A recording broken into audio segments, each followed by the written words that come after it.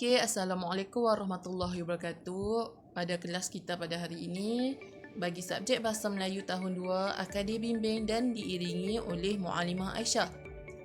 Pada kelas pada hari ini, kita akan belajar mengenai dua tajuk. Yang pertama adalah kata sendi nama, yang kedua adalah kata arah.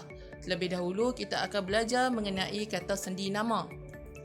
Kata sendi nama ialah perkataan yang hadir atau letaknya di hadapan kata nama untuk menunjukkan tempat, kedudukan, arah, waktu, masa, orang dan punca sesuatu. Okey, jika kamu tidak faham mengenai apa maksud yang Mukadimah letak di situ, okey, kita akan belajar lebih mendalam.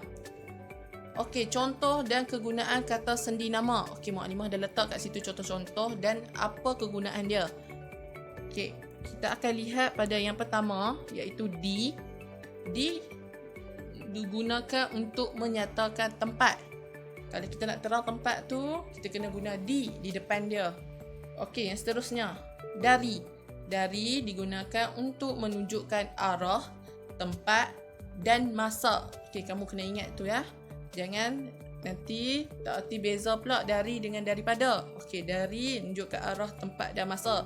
Yang ketiga iaitu ke atau kepada. Okey, yang ni adalah dua yang berbeza, ke dan kepada, tetapi membawa maksud yang hampir sama, iaitu untuk menunjukkan tempat atau arah yang dituju ataupun menyatakan sasaran. Okey, yang keempat pula, pada. Pada digunakan untuk menunjukkan keterangan waktu atau tempat bagi perbuatan. Okey, dia nak terangkan waktu dan tempat bagi sesuatu perkara yang kita buat tu. Okey, tengok seterusnya pula, daripada. Okey, yang ni jangan kamu keliru, dari dengan daripada. Okey, daripada digunakan untuk menunjukkan asal kejadian sesuatu benda atau membuat perbandingan. Okey, macam mana menunjukkan asal kejadian sesuatu benda tu? Okey, kita kena terang. Barang tu datang daripada mana? Benda tu datang daripada mana? Contohnya kerusi. Kerusi tu datang daripada mana? Daripada kayu jati. Begitu. Ataupun kita membuat perbandingan. Okey, jika kamu tak faham lagi macam mana nak buat perbandingan, sekejap lagi Mukadimah akan tunjuk contoh ayat. Seterusnya, sejak, semenjak, hingga, sampai. Okey, kamu tak nampak? Mukadimah tutup. Okey, sejak, semenjak, hingga, sampai digunakan untuk menunjukkan penanda waktu. Kamu ingat ya, 4 ini digunakan hanya untuk waktu. Tak kisahlah waktu, tarikh, sesuatu tempoh lah. Okey, kita akan move. Okey, tengok seterusnya adalah contoh kata ayat sendi nama. Okey. Lihat yang pertama, baju itu di dalam amari. Dilihat pada yang Mukadimah warnakan kalau merah tu. Okey, baju itu di dalam amari. Di adalah kata sendi nama. Okey, tengok yang kedua. Ahmad berjalan ke penghentian bas. Ke adalah kata sendi nama. Okey, yang ketiga. Kucing itu keluar dari tingkap. Mukadimah letak dari. Kenapa Mukadimah tak letak daripada? Sebab Mukadimah dah kata dari kita gunakan untuk arah ataupun tempat. Kalau daripada, Mukadimah dah kata untuk menunjukkan asal kejadian satu benda itu ataupun untuk membuat perbandingan. Jadi Mukadimah guna dari. Okey, seterusnya. Pasukan pengangkap dibahagikan kepada 2 kumpulan. Mukadimah guna kepada. Okey, seterusnya adalah kerusi itu diperbuat daripada kayu jati. Yang inilah yang Mukadimah maksudkan, daripada. Kerusi ini diperbuat dari kayu jati. Mukadimah kata daripada tu kita menerangkan mana asal kejadian dia. Okey. Jadi Mukadimah letak kat sini kerusi tu datang daripada kayu jati. Jadi kita kena guna daripada. Kita tak boleh guna dari. Okey. Okey, kat sini kita akan uji kefahaman kamu.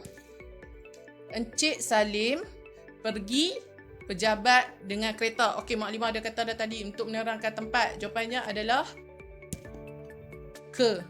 Okey, lihat pula soalan yang kedua. Kasut itu bawah kerusi. Selain ke, di mana apa kata sendi yang lain boleh kita gunakan untuk menunjukkan tempat? Iaitu di. Okey, lihat pula soalan yang ketiga, iaitu Munirah lebih tinggi kakaknya. Okey, tadi Mukadimah kata perbandingan. Apa dia perbandingan tu? Daripada. Okey, nombor 4. Cikgu Azizi memberikan buku itu. Dia nak bagi kat siapa buku tu? Kepada fahmi. Okey, seterusnya kita akan bergerak kepada tajuk kita yang kedua, iaitu kata arah. Okey, apa itu kata arah? Kata arah perkataan yang digunakan untuk menyatakan kedudukan atau arah sesuatu tempat. Digunakan selepas kata sendi. Okey, sebentar tadi baru saja kita belajar mengenai kata sendi. Jadi kata arah ni harus diletakkan di belakang kata sendi. Okey, jika kamu tak faham, kita akan tengok contoh-contoh dia pula. Okey, contoh kata arah dan ayatnya. Okey, kamu tengok yang pertama, atas. Atas adalah kata arah. Okey, pasu bunga itu diletakkan di atas meja hiasan. Nampak tak Muallimah ada warnakan color purple di situ, yang tu menunjukkan kata sendi. Dan color merah tu pula adalah kata arah. Okey, nampak tak Muallimah letak di kata sendi tu di hadapan, dan atas tu Muallimah letak belakang pada dia. Okey, jadi kita kena ingat selalu kata arah kena letak di belakang kata sendi. Okey, tak apa. Kita lihat contoh yang kedua pula. Hadapan. Abu duduk di hadapan Ahmad. Nampak color merah tu? Hadapan.